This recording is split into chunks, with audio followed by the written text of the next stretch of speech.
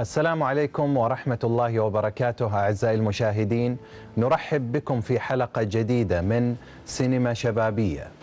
في هذه الحلقة سوف نستعرض تجربة جميلة جدا لمخرج شاب قدم الكثير والجميل من الأعمال التلفزيونية والسينمائية. سوف نتعرف على أدوات هذا المخرج وسنتحدث عن الإخراج بشكل عام وعن أعماله المختلفة. تابعونا ولكن بعد الفاصل.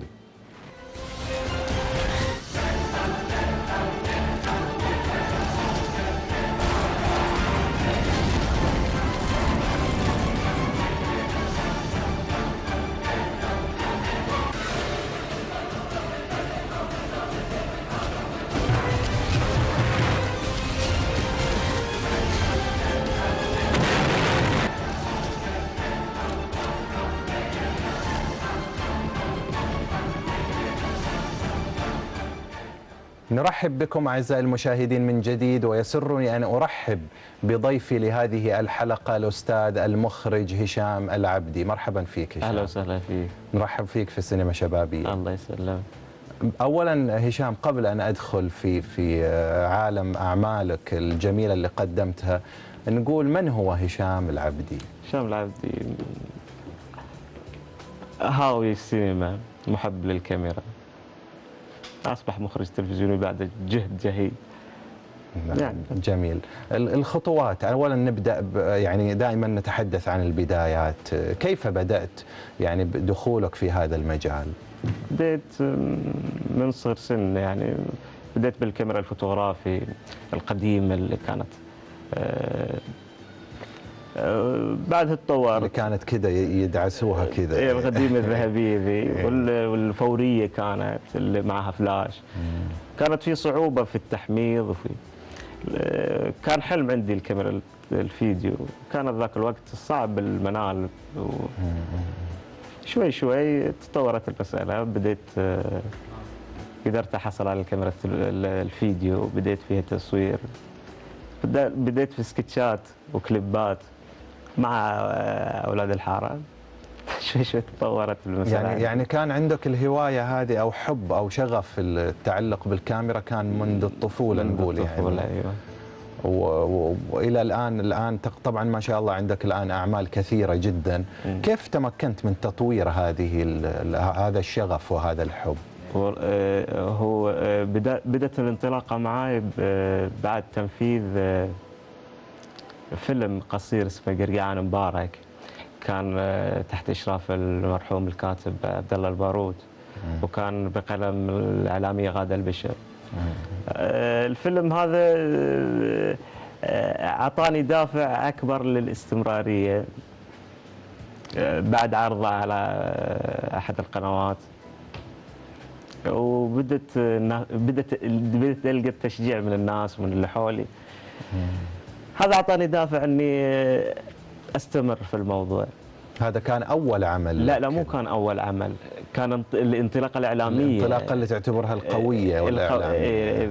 في قبله كان عين الحياة، كانت قصة من كتاباتي، وسويتها في معلم بارز عندنا في المنطقة اللي هو جبل القارة.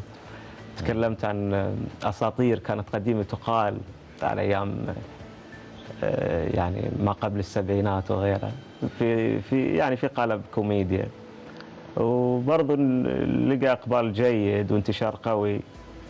بس الانطلاقة اللي بديت فيها أعتبرها قرقعان مبارك. طيب، يعني أنت الآن قلت لي بأنك بدأت في التصوير والآن تحولت إلى الإخراج. طيب، أنا لاحظت بأنه كثير من الشباب يبدأوا في التصوير ويتجهوا للإخراج. ليش؟ يعني المخرج هو برستيجه أكثر؟ لا يعني لا أو لا، هو مثل ما قلت لك، هو الحاجة أم الاختراع. أنا ما اكتشفت روحي يعني مصور أو غيره. أنا حالي حال رسام، حالي حال شاعر، أبي أصنع الحدث. أنا اللي خلاني أصور أساساً، كنت إذا حلمت حلم أبي فرجي أحد يصعب علي، الكاميرا سهلت علي الموضوع، فقمت خيالي أنا طبقه على الكاميرا وأوريك إياه. فصرت مثل آلة التصوير اللي ممكن تركب فيه وتطبع لك الحدث. طيب بس يعني ما جاوبتني انه ليش اتجهت للاخراج؟ انت بدأت بالكاميرا. بدأت بالكاميرا. هل وجدت نفسك يعني عندك طاقة اكبر يعني؟ لا، انا هدفي من التصوير هو صناعة الفيلم. فبحكم انه مع توفير الادوات او الفنيين اللي معي مستحيله كانت، خصوصا في البدايات، فاضطريت اني انا اللي اصور وانا اللي منتج وانا اللي اعد واكتب وانا اللي يعني تقريبا اشيل العمل كله، وهذا خطا. العمل السينمائي والتلفزيوني عمل جماعي ومحتاج لطاقم كبير ودعم جيد للظهور بالشكل المناسب للناس. ما قدمت في السابق ما إلا تجارب وورش عمل فيها أخطاء وفيها، لكن من بعد فترة التفرغ اللي هي مو طويلة، فترة سنة بس، بديت التفرغ اللي بديت أثبت وجودي إن شاء الله، والفترة الجاية راح أثبت وجودي أكثر إن شاء الله. جميل. طيب هشام، لو حبينا أن يعني نعرف بشكل مختصر الإخراج، ما هو الإخراج يعني؟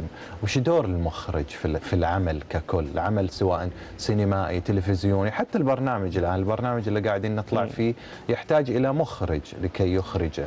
ما هو دور المخرج؟ هو المخرج رؤية. من وجهة نظري المخرج مو بس مخرج صورة، المخرج مؤرخ. المخرج يأرشف ويوثق شغلات ممكن تغيب عن الناس. الإخراج برضو يزيد ويوسع من ثقافة الشخص من خلال أعمال قدمت كثير، سواء أفلام وثائقية أو غيرها. كل شيء تخوضه يعلمك مستجدات في الحياة أو في المعلومات العامة. يعني في آخر فيلم قدمته كان للنادي الأدبي اللي هو الرياضة والتنوير، من أدق التفاصيل اللي بحثت عنها اللي هي الملابس.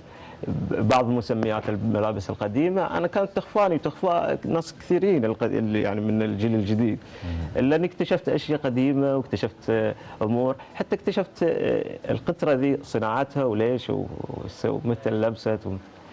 جميل. احنا راح نتحدث عن هذا الفيلم يعني في فقرة معدة للحديث عنه، ولكن أنا بودي أنا أتحدث. أنت أخرجت أفلام، يعني هناك أفلام وثائقية وهناك أفلام أيضا روائية ومسلسلات ودرامية.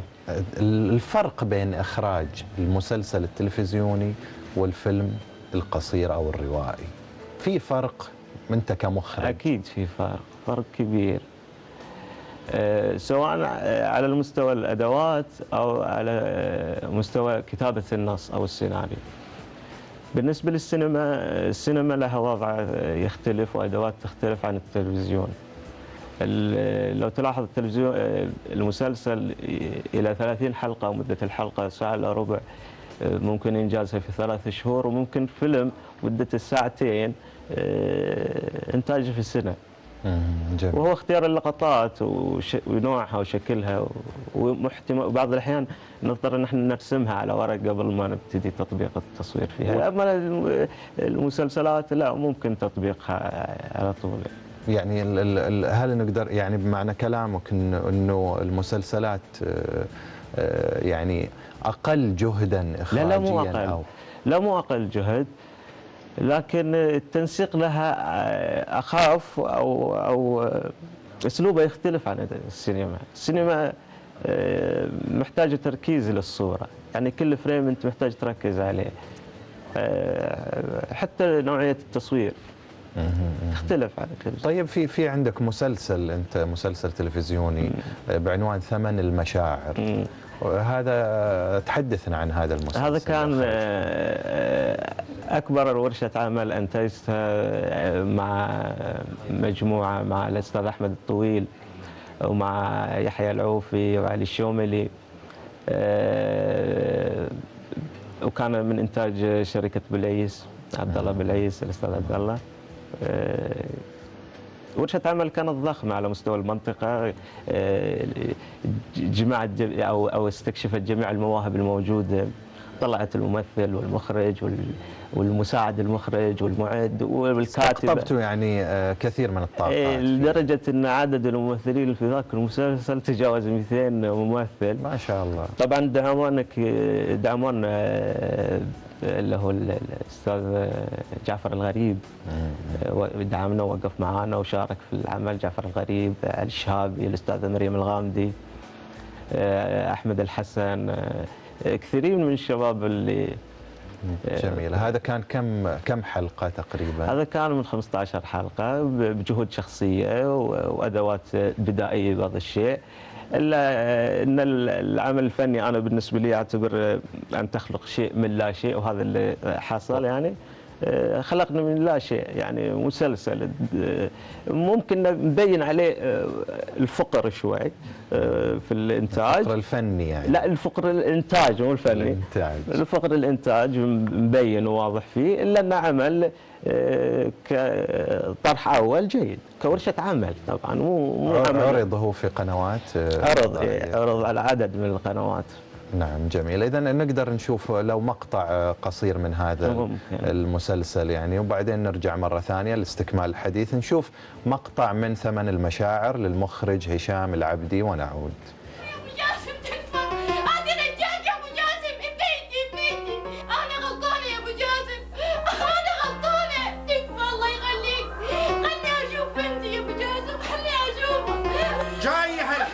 ترجيني ارحمك يا حصه؟ ليش ما رحمتي بنتك؟ يوم جيت انا اترجاك قلتي لي ابي الطلاق ورفضتي تردين وياي علشان بنتك. الحين موتي بالحسره. عرفي شلون قيمه البنيه يا حبيبي؟ ما عندنا لك بنات. مريم تعالي. لا تجيني يا مريم. تعالي يا مريم تعالي. بس كبره كلمه. اخرتها تعالي مريم، تبي لها بالسهوله تجيك بنتك. ما تستهين على وجهك انتي.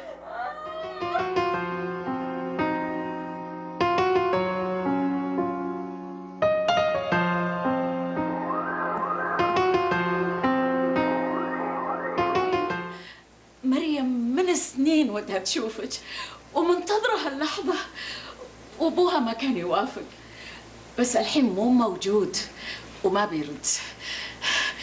لحظة. مريم. مريم. نعم خالتي. مريم، هذه واحدة قطعت مسافات عشان بس تجي تشوفك. ما عرفتيني؟ ما عرفتيني؟ أنا أمك يا مريم، أنا أمك. أمي؟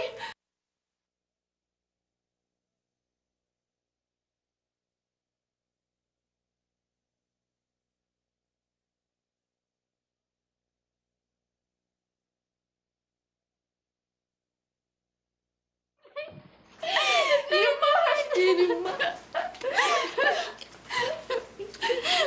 يما ليش تركتيني يما ليش؟ سامحيني يا بنتي، سامحيني يا بنيتي، سامحيني. غلطة يا بنيتي، غلطة ودفعت منها غالي، سامحيني يا بنتي. المهم انك كبرتي وانك بخير، والله صرتي عروس يا بنيتي، صرتي عروس. عند لكم، أنا بروح أجيب الشاي والقهوة. نرحب بكم أعزائي المشاهدين من جديد، وبعد أن تابعنا هذا المقطع الجميل من مسلسل ثمن المشاعر للمخرج هشام العبدي، نعود لاستكمال حديثنا مع هذا المخرج الجميل. هشام، سمعت بأنه أنت الآن ناوي تتفرغ للإخراج، صحيح والله؟ بديت التفرغ من بداية العام الماضي، والحمد لله يعني تركت العمل الرسمي يعني بديت تركت العمل، والحمد لله الحين في توجه قوي جدا للإعلام. قدمت خلال العام الماضي وبداية السنة هذه كذا عمل، الحمد لله حازوا رضا الجميع. طيب، كثير من الأشخاص يعني يتردد أنه يتفرغ، يقول أنا الآن عندي مصدر ثابت، مثلا وظيفة أو شيء، وممكن أتفرغ للإخراج، وهذا على قولتهم الفنانين كلهم يقولوا أن الفن ما يوكل عيش. هو يعني مو ما يوكل عيش، هو يوكل عيش بس على حسب المكان اللي أنت فيه والزمان. والفرصة اللي راح تتاح لك. عندنا في المملكة التوجه الإعلامي في بدايته، ومتوقع له الفترة الجاية إن شاء الله مستقبل أكبر وأوسع.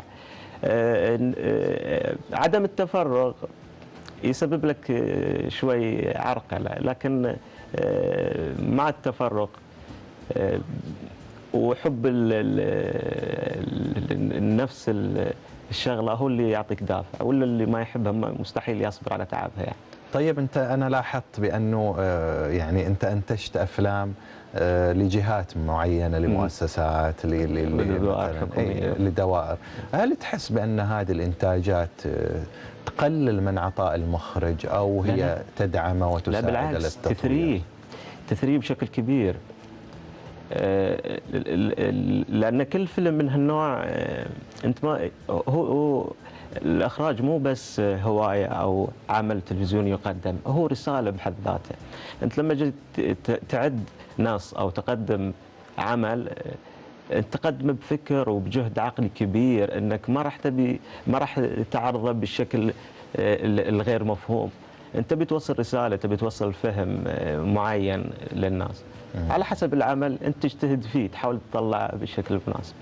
تعبك فيه وجهدك العقلي عليه هو اللي يعني انت من وجهة نظرك بانه لا مانع ان المخرج يعمل لجهات معينة، ينتج افلاما يعني حتى لو كان تثري معلومات العامل. هذه من ضمن اعمالك يعني. ربما اخر عمل لك كان الريادة والتنوير.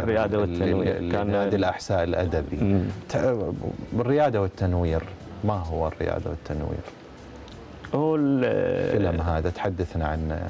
هو يتكلم عن دور المجالس الأدبية ونشأتها واستمرارها من عصور ما قبل 1400 سنة إلى السبعينات إلى وقتنا الحالي. وثائقي يعني. وثائقي عليه لمسة روائية درامية. في دراما أدخلت فيه دراما. بحكم حبي للدراما أغلب الأعمال اللي أقدمها فيه اللون الدرامي شوي. جميل جميل. يعني هذا المزج، وربما كثير من المخرجين ما يستخدموا يعني الدراما في الوثائقي جميلة، ربما توصل الرسالة بشكل تعتبر الروائية منها، الوثائقية الروائية. زين، خلينا نشوف، بما أنه تحدثنا عن هذا الفيلم، نشوف مقطع منه ونرجع مرة ثانية نشوف مقطع من فيلم الريادة والتنوير، واللي قام بإخراجه هشام العبدي لصالح نادي الأحساء الأدبي، ونعود لاستكمال حديثنا.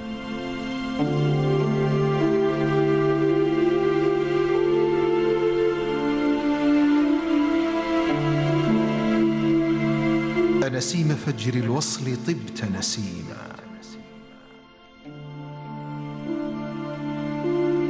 أحييت صبا للغرام غريما، ولقد عبرت وعن عبير عبرت أنفاسك اللاتي عبقن شميما. في مجلس زان الندامى أفقه، وبدوا به للناظرين نجوما، من كل رقراق الثياب مهذب، حلو الشمائل لن تراه كريما. لا يعشقون سوى المكارم والعلا، ما منهم من لا تراه كريما. لا تملك الخفرات فضل حلومهم، فهم الجبال الراسيات حلوما.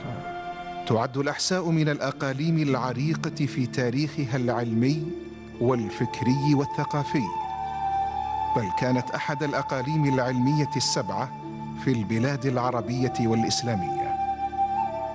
وقد عرفت الأحساء مجالس الأدب منذ زمن قديم قدم الشعر العربي فيها، فقد كان سوق هجر وسوق المشقر وسوق الجرعاء، وكانت من أهم أسواق العرب تجاريا وثقافيا، وميدانا يتنافس فيه الشعراء من جميع القبائل العربية لإنشاد ما تجود به قرائحهم الشعرية، حيث برز منها عدد من الشعراء أمثال طرفة بن العبد والصلتان العبدي وعمرو بن قميئة وغيرهم، مرورا بعلي بن المقرب شاعر الدولة العيونية. كما شهدت تلك الأسواق حضورا فاعلا لعلماء. نرحب بكم أعزائي المشاهدين من جديد لنتحدث كذلك عن في مجموعة من المواضيع التي تتعلق بعالم الإخراج مع مخرجنا المبدع هشام العبدي. هشام، أنا لفت نظري فيلم أنت قمت بإخراجه، ونحن استضفنا في حلقة سابقة أبطال لهذا الفيلم. أحمد الحسن كان بطل لهذا الفيلم، فيلم تشابك. أنا هذا الفيلم بهرني جدا، واستضفنا كذلك المصور كان يعقوب المرزوق. فتحدثنا عن هذا الفيلم. الفيلم هذا مؤخرا تم عرضه في نادي السينما في الكويت من قبل فترة بسيطة. بس الفيلم هذا كان من كتابة الأستاذ حمد الشهابي، كاتب بحريني، وكان من بطولة أحمد الحسن وزيد الهاشم وحنان محمد. هذا قدمناه للمشاركة في مهرجانات السينما. عادة القصص أو نوعيات الأفلام اللي تقدم في المهرجانات اللي من هالنوع تكون أفكار يعني نخبوية، يعني في رمزية، فيها يعني مو أي فكرة تقدم للمهرجانات دي. فاخترنا القصة هذه اللي هي خليط بين الواقع والخيال والحلم. يعني أنت لو تتابع الفيلم إلى نهايته تشوش فكريا يعني. طيب، أنا شفت بأنه يعني لما استضفنا يعقوب المرزوق وتحدث عن تصوير الفيلم كان له رؤية خاصة. يعني هل هذه الرؤية طبعا كانت أكيد بمشاركة المخرج؟ يعني رؤية التصوير، أنا لاحظت بأنه في كاميرا متحركة كانت في الفيلم. طبعا أنا كان في حركة للكاميرا بقوة. أنا اعتمدت في الفيلم على كل مشهد أطلع بشكل أو بلون معين. يعني بعض المشاهد حركت فيه الكاميرا، بعض المشاهد خليت الممثل يتحرك بدل الكاميرا. يعني في حركة أو في لقطة من المشاهد كنت محتاج للشاريو اللي يدور على الممثلين. عدم وجوده خليت الممثلين يدورون حول أنفسهم عشان إني أطلع اللقطة بنفس أسلوب الشاريو المتحرك. معلش، لأنه في الشاريو ممكن بعض المشاهدين ما يعرفون، نقول وش الشاريو؟ الشاريو هو السكة اللي تمشي عليها الكاميرا، يجي بشكل دائري، نقدر نخلي الممثلين في وسطهم وتدور عليهم الكاميرا. العدم وجوده أنا اكتفيت بتثبيت الكاميرا وخليت نفس الممثلين يدورون حول بعضهم. هذا حل يعني احيانا التقنيه ما تكون متوفره، يعني لاني اطلع كل مشهد بشكل ثاني ولون ثاني يناسب الحدث نفسه. ممتاز. راح نشوف هشام يعني جزء من تشابك حتى نرجع مره ثانيه ونختم هذه الحلقه. نتابع جزء من فيلم تشابك، وكان من بطوله الفنان احمد الحسن، ومين كان من الامارات؟ من الامارات زيد الهاشم. نعم. وحنان محمد. نعم، نشوف مقطع ونرجع.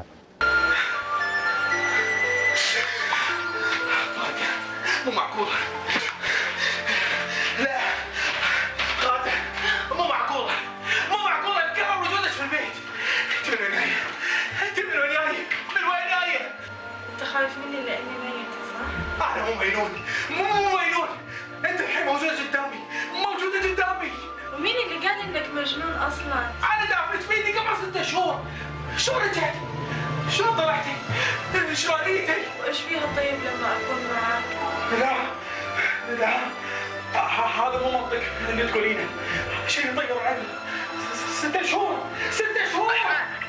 انا زوجتك غادة، مو 6 شهور. بس شيء صعب. انت ما تبغاني اكون معك حبيبي؟ لا روحي، انا ما ابيك. يكفيني عذاب. لا لا لا لا.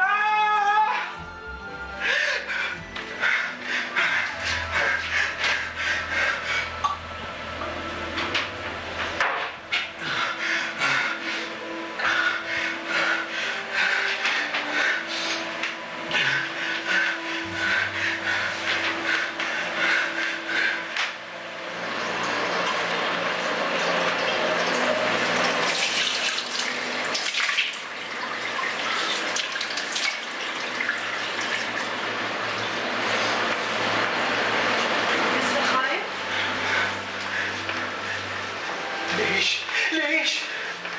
الحياة مو كذي، مو كذي. افتكرتك تحبني لهذه الدرجة أنا ثقيلة عليك؟ ما أدري.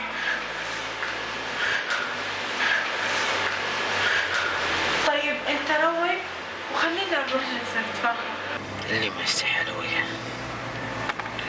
الساكن بروحه في بيته وعلى حافة لينون وخلني أعيش في توتر. ذبحني.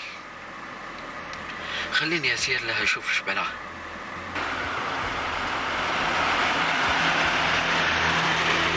إيش عليك من الناس؟ خليهم يقولوا اللي يبغوا يقولوا. أنت مو بتحبني؟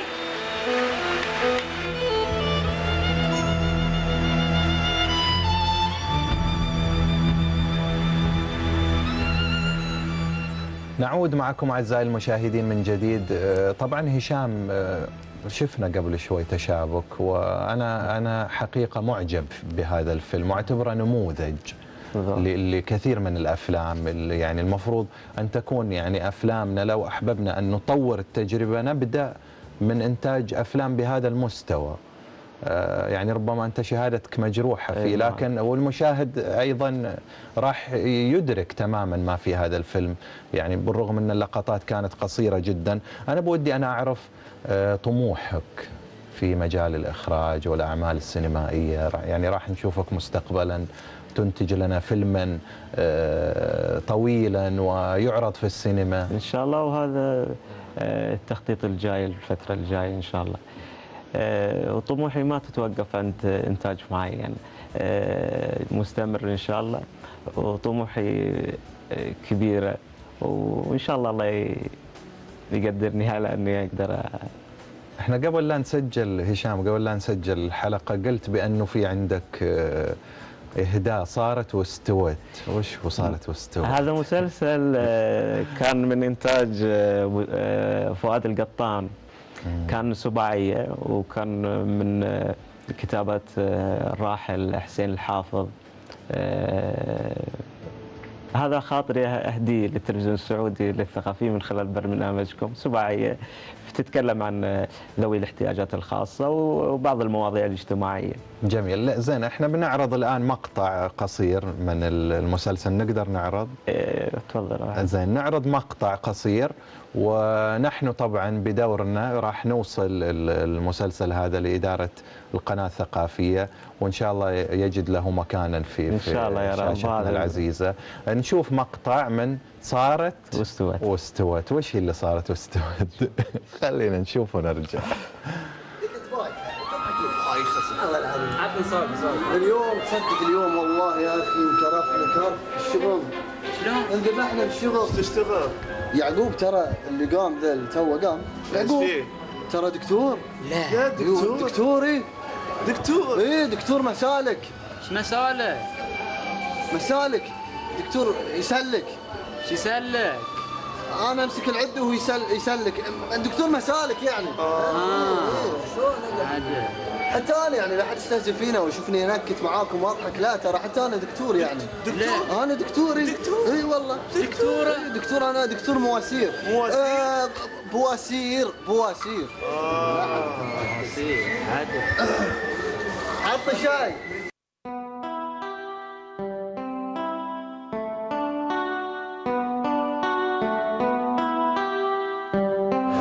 الو يا هلا ويا غلا فيك. ليه بس ليه ذا الادب والحياة كله عندي يا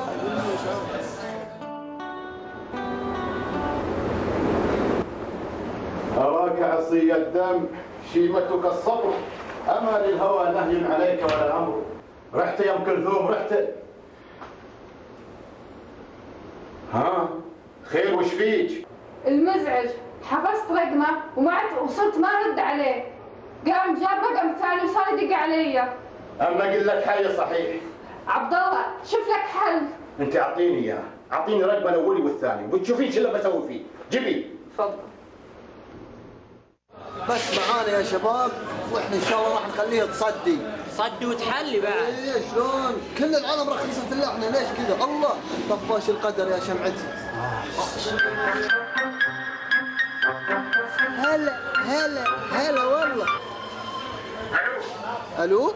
اسمعني زين يا لما اسمع عندك خوات. لا انا وحد امي وابوي ما عندي خوات. ما في وجهك معاي. ايش دعوه وجهي خزان. يا اخي لا تلعب على الناس. شو العب على الناس يا ابوي؟ لا تخلي العب على الناس والعب عليك انت بعد. خلي اللعنة. شو رايك عجبتك؟ لا بعد بكره بتشوفين شو اللي بسوي فيه. لا ما خليه يندم على كل اللي سواه، ما كنت بسلطان. مشاكل من هالنوع كثير تحصل، بس للأسف موضوعك مو عندنا في الشرطة. موضوعك مو عندنا، موضوعك عند الإمارة. فهمت ولا لا؟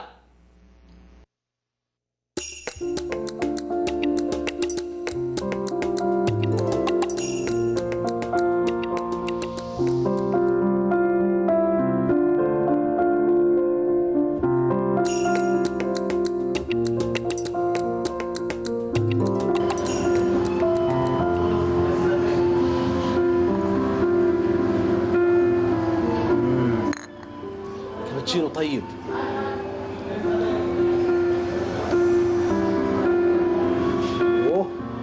اوه ايش فيك؟ بعد ما شفنا أعزائي المشاهدين صارت واستوت للمخرج هشام العبدي. هشام، نقول لك في نهاية هذه الحلقة ما هي الكلمة الأخيرة التي تود أن تقولها؟ أحب أشكرك أولا وأشكر التلفزيون السعودي، ويا ليت أنه يكون هذا بداية أول باب للدخول للتلفزيون السعودي من خلال برنامج سينما شباب. ويعطيكم العافية. شكرا لك والشكر الجزيل لكم أعزائي المشاهدين على هذه المتابعة. تعرفنا على تجربة مخرج سعودي شاب هو المخرج هشام العبدي، وتعرفنا على الكثير من أعماله من خلال المسلسلات والأعمال أيضا السينمائية، وشاهدنا الكثير من المقاطع لهذه الأعمال. نتمنى أن تكونوا استمتعتوا معنا خلال هذه الحلقة. نعدكم بالجديد والمميز في الحلقة القادمة. تابعونا. إلى اللقاء.